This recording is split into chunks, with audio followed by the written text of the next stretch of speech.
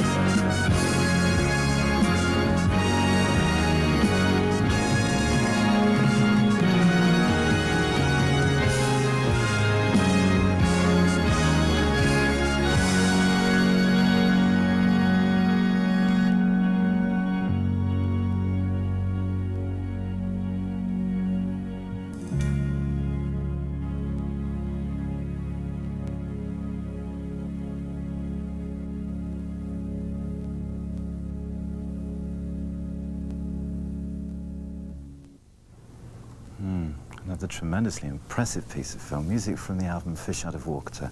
Chris Squire, You by My Side, and by my... And really it's appropriate too that we end with music from Steve's album.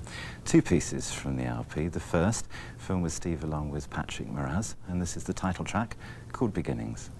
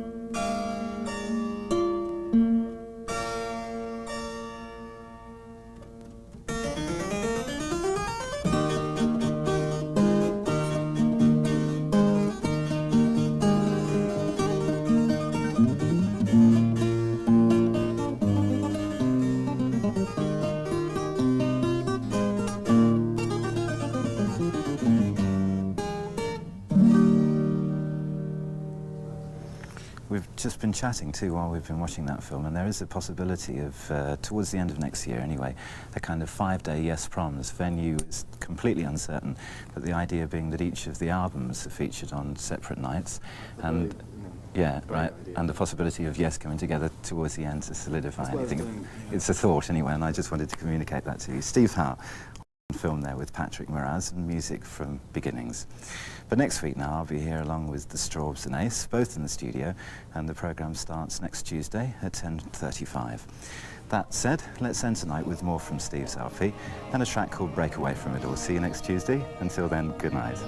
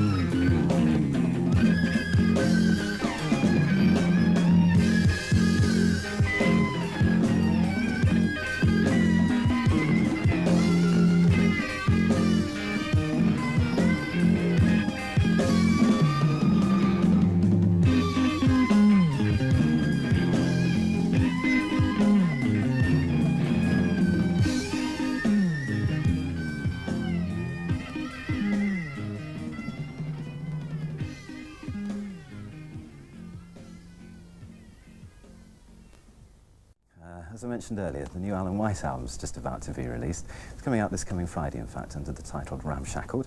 Alan's joined me here in the studio, and I'll be talking with him in a few minutes' time.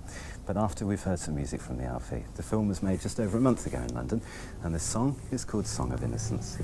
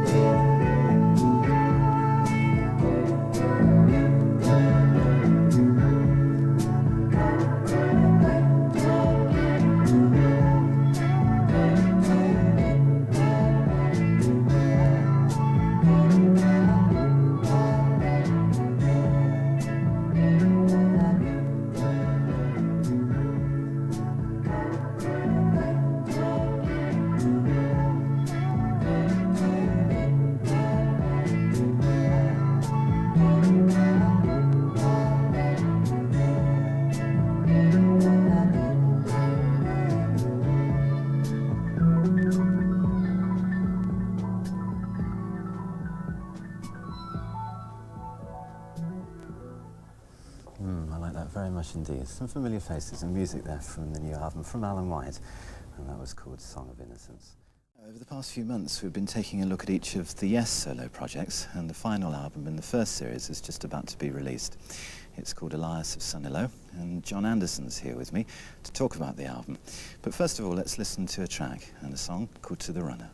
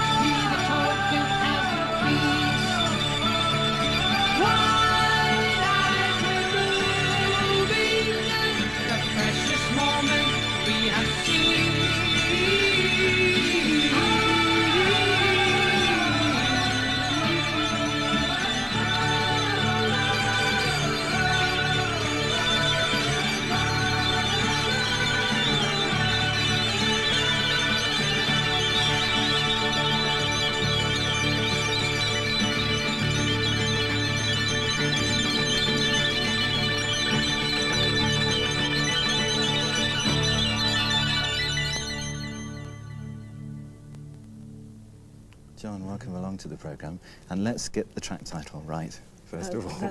That track was called The Flight of the Moorglade. Right, okay. Nearly right. Nearly right, yeah, nearly right. The album's late, isn't it? Yeah, about 5 months late, in fact. I originally planned to do it in 2 months, having already recorded it once on 8-track, and then I got into 24-track, and it just seemed to go on and on. It was like quite a trip, sojourn of getting into music, learning a bit about music and how to formulate the album as I felt correctly. So eventually it took about 6 months. Has having your own studio at home made very much difference? Oh, it's fantastic. It gives you the amount of time that you really need if you're going to get involved in your own possibilities and reactions to situations, and you don't have to worry too much about the financial aspect of it, you know, how much it's going to cost at the end. You make the original cost at the beginning and then say, well, that's what I would like, and that's the kind of atmosphere I want to work in, where I can be on my own with Mike Dunn, who helped me do the album.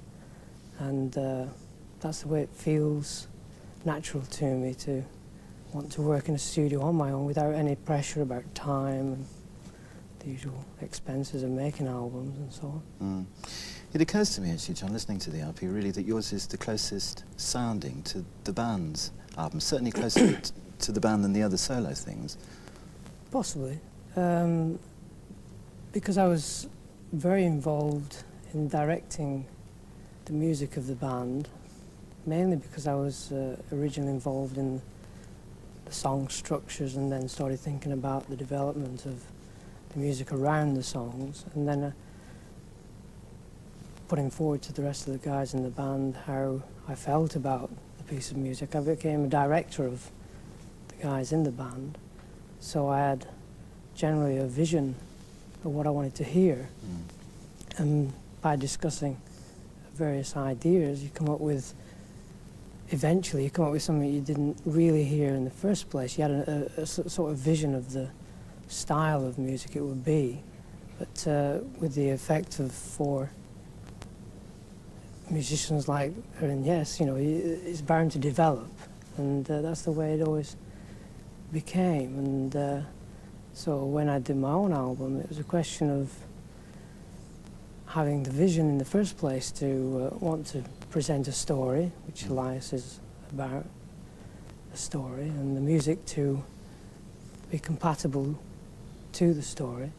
And the initial vision then became this sojourn of kind of trip of getting involved in being able to make all the music myself. And basically the idea of doing it on my own was to learn about music, which I am steadily doing, happily. Because all the albums have come out fairly close to one another, John, haven't they? Was it a conscious decision within the band that you should all make a solo album at this time? I think most musicians in bands want to be in a band, in a group, and then at the back of the mind they've got this idea of wanting to express themselves totally on their own. And happily, Yes was in the position to do this, and you get your solo albums. Has it affected, because you're rehearsing right now, aren't you, John? Yeah, we're rehearsing for America. The fact that you split off to do your solo things, has it affected the working relationship now? Has it changed it at all? It makes it more involved when we got back together again. It made it more, the possibilities became endless, it seems, and basically we said to ourselves earlier this year, about March, that it would be good to present the group as it is at the moment, being a solo album situation, so we can go on tour and play some Yes music, but also represent each person as a very valid statement, i.e. the record, and then to do the odd track on stage, and that became very apparent to us to want to do. In the event, the more important things that I'm sure we're all thinking about is the next album that we put together later this year. I wish we had time to talk about that too, actually, John, but we've got to stop. There we are. Thanks very much for coming in. And this time last week, I was talking of ours recently has been to look at each of the albums released by the guys in Yes.